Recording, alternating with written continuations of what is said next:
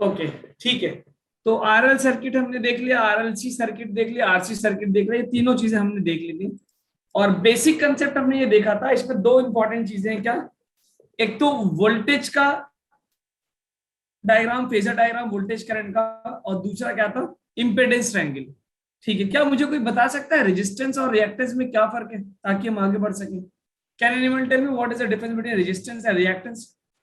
ऐसे जो रेजिस्टेंस होता है वो वोल्टेज फ्रीक्वेंसी के ऊपर डिपेंड नहीं करता है, बट जो रिएक्टेंस होता है वो वोल्टेज फ्रीक्वेंसी के ऊपर डिपेंड करता है। अच्छा, ठीक है, बिल्कुल सही।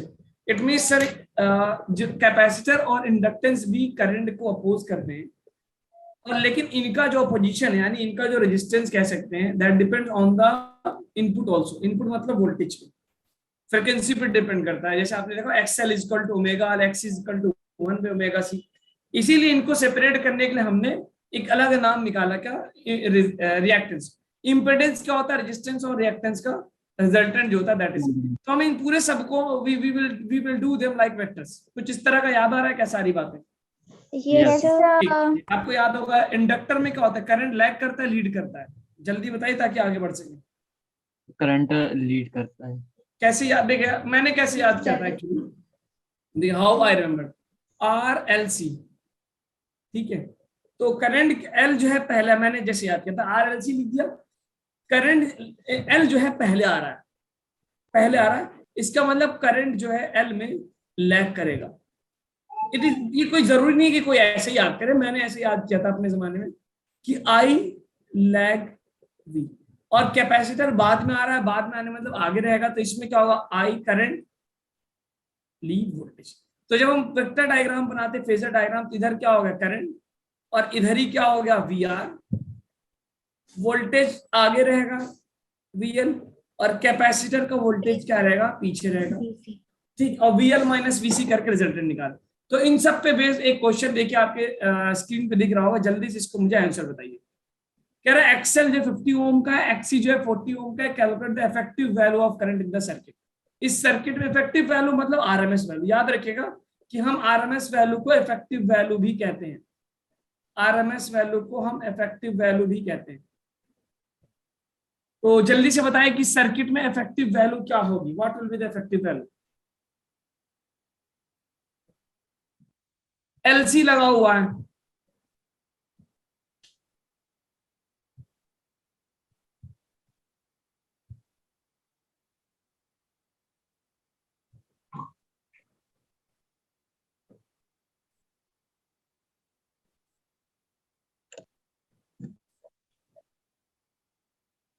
अगर इसका फेजर डायग्राम बनाए तो आप जल्दी से मुझे बताएं कि व्हाट विल बी द,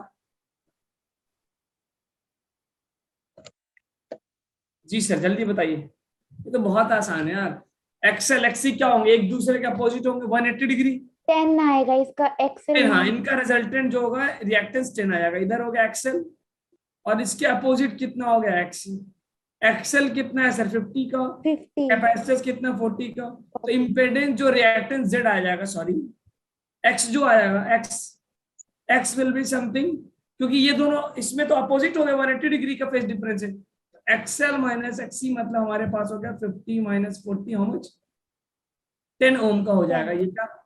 अब इफेक्टिव वैल्यू मतलब आरएमएस वैल्यू, ये वी नॉट हो गया, तो वी आरएमएस क्या हो जाएगा, V naught by root two. So 40 आपका पीक वोल्टेज है, 40 by root two. RMS current कितना हो जाएगा, जिसका इफेक्टिव वैल्यू क्या होगा, आरएमएस वोल्टेज अपॉन एक्स। तो your answer will be how much, 40 by root two divided by 10, 4 by root two is the correct answer. ठीक है सर, 2√2 भी। 2√2 भी इसको लिख सकते हैं, we can also write it this 2√2 ampere, ये effective value of the current हो जाएगा। तो हम अगर आपसे पूछे कि करंट इंडक्टर और कैपेसिटर का करंट में कितना फेज डिफरेंस होता है, how much voltage difference between the inductor and capacitor. देखिए करंट जो होता है वो इंडक्टर से 90 डिग्री पीछे होता है, और कैपेसिटर से 90 डिग्री आगे होता है। तो अगर हम पूछे कि वोल्टेज जो होता है, वोल्टेज इंडक्टर और कैपेसिटर के वोल्टेज में कितना फेज डिफरेंस होगा, how much phase difference, 180। 180 degree. Yes, तो आप ये लिख सकते हैं कि phase difference of 180 degree, five जो होता है 180 डिग्री होता है बिटवीन VL, यानी voltage in the inductor end voltage in the capacitor VL और VC के बीच में 180 डिग्री का फेज डिफरेंस होता है। बहुत आसान क्वेश्चन था। चलिए इसका आंसर मुझे जल्दी से बताओ, what will be the answer as this. एक RL सर्किट दे रखा है, this is R and this is L, और ये आपने इनपुट वोल्टेज लगाया, तो क्या रेजिस्टेंस के अक्रॉस अगर 60 वोल्ट है तो how much will be the voltage across this inductor.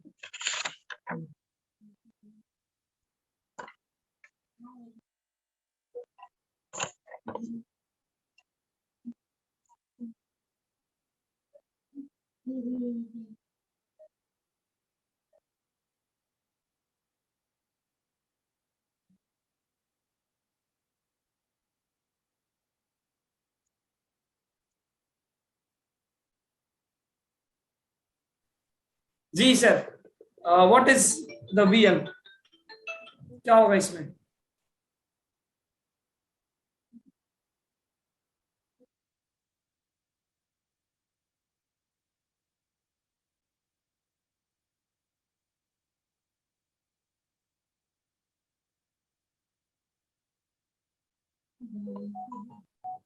तो इसका फेजर डायग्राम जल्दी से बता के बताइए क्या होगा, व्हाट विल बी द, कितना आ रहा है इंडक्टर में वोल्टेज सर, ये आ गया करंट, इसी के क्रॉस क्या होगा वोल्ट VR, इंडक्टर का वोल्टेज क्या होगा 90 डिग्री है, तो रिजल्टेंट वोल्टेज जो हमें मिलेगा V, that will be the sum of under root VL square plus VR square. Yes, am I right. Yes sir. Vector कितना, अच्छा वोल्टेज कौन सा लेंगे हम, इफेक्टिव वैल्यू लेंगे, तो 100√2 जिसका पीक वैल्यू हो गया, तो हमें VRMS लेना, तो V0/√2 करेंगे तो 100/√2 100 वोल्ट आ गया क्या। यस तो जल्दी से बताओ, तो हमारा रिजल्टेंट वोल्टेज जो 100 वोल्ट है टोटल वोल्टेज, तो इसमें आ गया 60, तो how much will be there in the VL, जल्दी बताना। 100 इज इक्वल टू 100 का स्क्वायर कर दे VL स्क्वायर प्लस VR कितना 60 का square, tell me how much you are getting, जल्दी बताइए।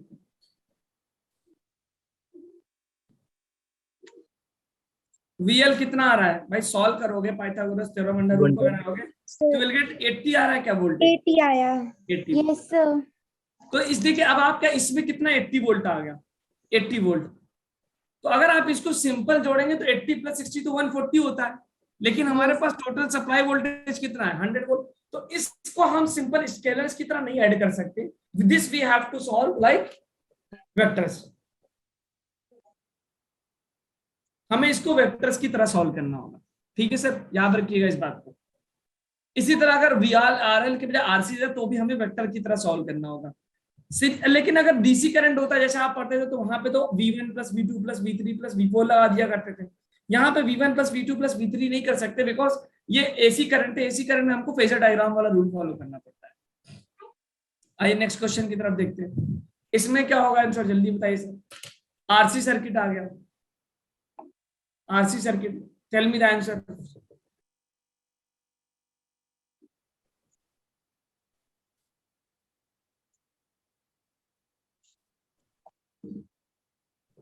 RC सर्किट में क्या होगा सर बताइए जरा।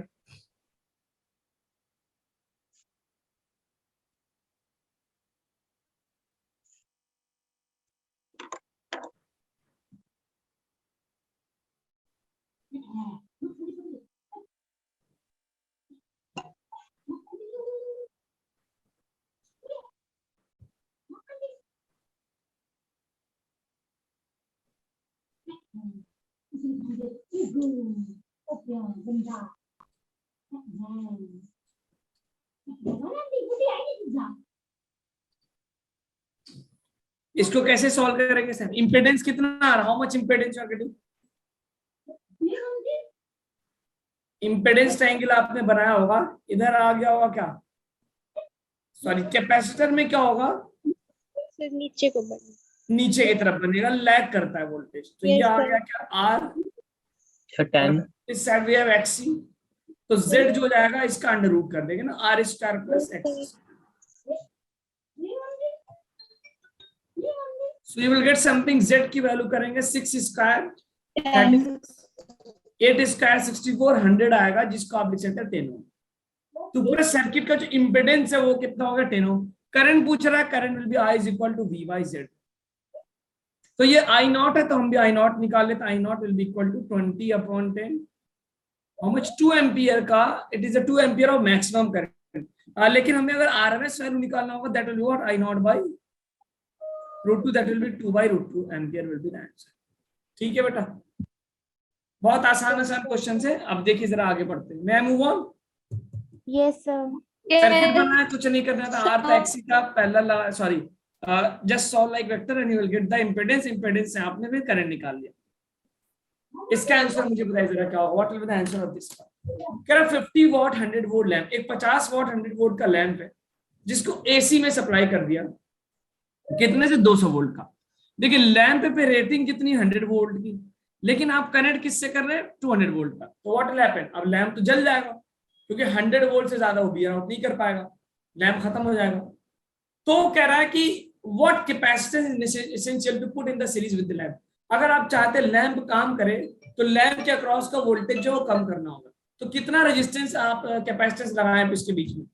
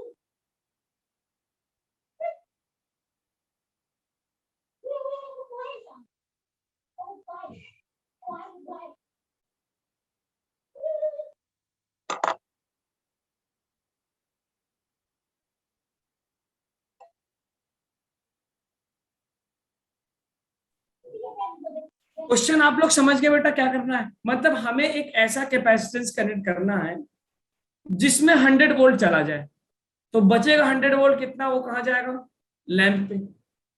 कुछ ऐसा ही करना है क्या हमको, क्वेश्चन समझ। जैसे for example I have a lamp, एक लैंप की रेटिंग होती है बेटा, हर डिवाइस की रेटिंग होती है कि इससे ज्यादा करंट इसमें नहीं जाना चाहिए, इससे ज्यादा वोल्टेज इसमें नहीं जाना चाहिए, इससे ज्यादा जाएगा तो ये खराब हो जाएगा, जल जाएगा, whatever you want to say, it will fail working. So I have this lamp which has 50 watt and 100 volt. अब आप अगर इसको 200 वोल्ट से कनेक्ट कर देंगे तो क्या होगा बेटा, जैसे ही पीक वोल्टेज पहुंचेगा 100 वोल्ट से ज्यादा, और ये क्या हो जाएगा, व्हाट विल हैपन, क्या होगा, फ्यूज हो जाएगा, खराब हो जाएगा, इट विल स्टॉप वर्किंग, बेकार हो जाएगा। तो आप चाहते हैं कि इसके अक्रॉस जो वोल्टेज हो, अच्छा अगर मैं यहाँ से करंट निकालूं बेटा, करंट क्या होता है, power is equal to V I. तो करंट जो फ्लो करना चाहिए बल्ब के अक्रॉस वो होना चाहिए P बाई बी, 50/100.5। मतलब कि इस बल्ब के थ्रू 0.5 एम्पियर से ज्यादा करंट नहीं फ्लो करना चाहिए, 0.5 से कम चल जाएगा। ठीक है, अब अल्टरनेटिंग करंट तो क्या होगा, उसका वोल्टेज तो वैल्यू करता रहता है, 0 से उठ के 200 तक जाएगा। तो 0 से 100 तक तो सही रहेगा ये बल्ब। मेरी बात समझ में आ रही क्या आपको, Yes. 0 से 100 वोल्ट तक तो बल्ब सही चलेगा, लेकिन जैसे 100 वोल्ट से ऊपर जाएगा ये बल्ब क्या हो जाएगा, फ्यूज हो जाएगा, खराब हो जाएगा, बेकार हो जाएगा। तो आप चाहते हैं कि इस तरह का कुछ इसके सीरीज में लगा दें कि उसमें भी कुछ वोल्टेज बढ़ जाए और बल्ब के अक्रॉस जो वोल्टेज हो 100 से ज्यादा कभी ना हो पाए। सो क्वेश्चन कह रहा है कैपेसिटेंस कितने का लगा दें। तो हमने मान लिया, चलो कैपेसिटेंस हमने एक लगाया और this is connected to the alternating current. तो कैपेसिटर के अक्रॉस कितना वोल्टेज जाना चाहिए। अच्छा, जब हम सिर्फ ये वोल्टेज लिखते हैं इसका मतलब विच वोल्टेज आरएमएस वैल्यू, ये आरएमएस वैल्यू हमको दिए ना, आरएमएस वैल्यू। तो 100 वोल्ट, तो यहाँ पे 200 वोल्ट जाना चाहिए और यहाँ पे भी कितना चाहिए, सॉरी 200 बोल रहा हूँ, यहाँ 200 तो यहाँ 100 जाना चाहिए, 100 100 मतलब किसी भी एक डिवाइस पे 100 वोल्ट से ज्यादा, 100 बल्ब पे डाल दिया। अच्छा, दूसरा तरीका क्या है कि अब हमें पता करना है कि वोल्टेज क्या होता है सर, यानी वीसी जो आ गया वो 100 वोल्ट आ गया, तो वीसी को क्या लिख सकता हूँ, V is equal to I R, तो आई आर की जो एक्सी लिख दूंगा Ohm's law. Yes sir. Fine, okay, Kashish का आंसर आ रहा है, देखते क्या रहा है। वीसी हमें मिल गया, तो अब करंट की वैल्यू हमको पता है सर, करंट की वैल्यू हमको पता है कितना होना चाहिए, मैक्सिमम करंट 0.5 होना चाहिए, तो वीसी कितना हो गया, I got VC is equal to 100 volt, और करंट जो होना चाहिए वो 0.5 होना चाहिए, और यहां से हमने निकाल लिया एक्स। इट मीन जो कैपेसिटर हमको लगाना है उसका रिएक्टेंस जो होना चाहिए वो 100/0.5 मीन्स 200 ओम का होना चाहिए। मेरी बात आई होप समझ में आ रही है। इसका मतलब कि हमें जो है सीरीज में एक ऐसा कैपेसिटर लगाना है जिसका रिएक्टेंस 200 ओम का होगा। जब इसका कैपेसिटेंस 200 ओम का होगा तो automatically what will happen, 100 volt वहां जाएगा, दूसरा वहां चला जाएगा। ठीक है सर, यस सर। ओके। अब एक्सी क्या होता है, कैपेसिटेंस 1/ओमेगा, 1/ओमेगा। ओमेगा, ओमेगा क्या होता है sir, 2/f, 2/f। Frequency, frequency कितना रहेगा 50 है, यानी ओमेगा की वैल्यू होगी 50 रखेंगे तो 50 × 100 पाई, तो यहां से कैपेसिटर की वैल्यू आ गई 1/xc इंटू ओमेगा, और ओमेगा की वैल्यू हमको पता है, पुट करिए सारी वैल्यू, सी एक्सी कितना 200 और ओमेगा कितना 100 पाई। आप इसको सॉल्व करेंगे, ये डबल जीरो ऊपर जाएगा, 10⁻⁻4 बन जाएगा, सो you will solve it and you will get the answer. I hope आपको ये बात समझ में आई होगी कि आपको 100 को 0.5 से ज्यादा करंट नहीं जाना चाहिए। आपने मान लिया सर्किट में करंट कितना है 0.5 एम्पियर का, तो 0.5 एम्पियर के करस्पॉन्डिंग जो वोल्टेज वहां से अगर आप चाहते, if you want this must be the achievement. Yes, I hope आप सबको ये समझ में आया होगा कि कैसे हुआ ये। Yes sir. अब एक टॉपिक और हमारे पास बचा हुआ जिसको बोलेगा रेजोनेंस, बहुत इंपॉर्टेंट टॉपिक है रेजोनेंस। आरएलसी सर्किट में रेजोनेंस क्या होता है, what is the meaning of resonance. आप सभी ने पता नहीं देखा कि नहीं, एक if you have some FM, FM कभी चला है, एफएम रेडियो, यस सर। तो एफएम रेडियो में हर चैनल का एक अलग अलग फ्रिक्वेंसी होता है ना, यस कि सर। 93.7 पे ये होगा, मेगाहर्ट्ज पे इतने पे होगा। और अगर आप पहले पता नहीं पुराने जमाने का आपने रेडियो देखा है कि नहीं, मुझे याद है जब मैं छोटा था बिल्कुल, तो मेरे घर में यूज होता था, नाना नानी घर में उसमें घुमाते थे, देखा है आप लोगों ने, पता नहीं देखा नहीं यस सर, देखा है। देखा है, वो घर पे ऐसे ही देखा होगा, आई थिंक 10 साल पहले वो खत्म हो चुका है, अब नहीं रहता, तो उसमें घुमाते थे। तो बेसिकली वो घुमाना क्या होता था, देखिए सोए एटमॉस्फेयर से सिग्नल्स आ रहे सैटेलाइट से। अब देखिए बेसिकली करना क्या होता है, अभी हम रेजोनेंस पढ़ेंगे। आपने क्या 11th क्लास में रेजोनेंस का टर्म सुना था, रेजोनेंस? यस सर, सुना Yes, था। sir. रेजोनेंस क्या होता है, कौन बताएगा रेजोनेंस? रेजोनेट का मतलब होता है सेम हो जाना। जैसे हम बोलते हैं कि यार एक टीचर क्लास में पढ़ा रहा है और बच्चे उससे रेजोनेट हो गए। रेजोनेट का मतलब है कि जिस तरह से टीचर पढ़ा रहा है उसी तरह से बच्चे एकदम उसके साथ फैन हो गए और मिल गए, और दोनों, और जब दो चीजें एक साथ एक मिलती हैं तो एक बहुत ही बेहतरीन रिस्पांस मिलता है, दोनों की फ्रिक्वेंसी मैच। ठीक है, तो रेजोनेंस का अगर आप 11th क्लास में याद करेंगे तो बेसिकली एक एक्सटर्नल फ्रिक्वेंसी होती है और एक इंटरनल, एक जो है डिवाइस की फ्रिक्वेंसी होती है। अगर दोनों फ्रिक्वेंसीज मैच हो जाती हैं उसी फिनोमेना को क्या बोलते हैं बेटा, resonance. Resonance.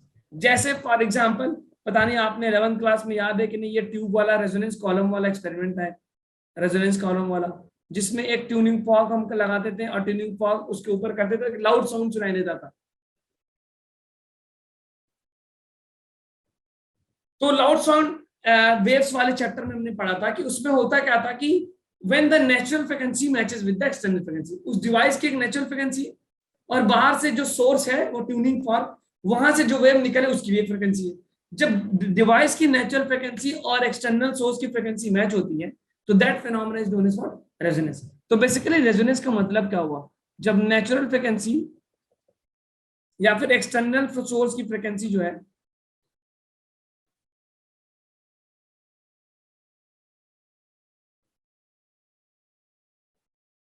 frequency of external source मैं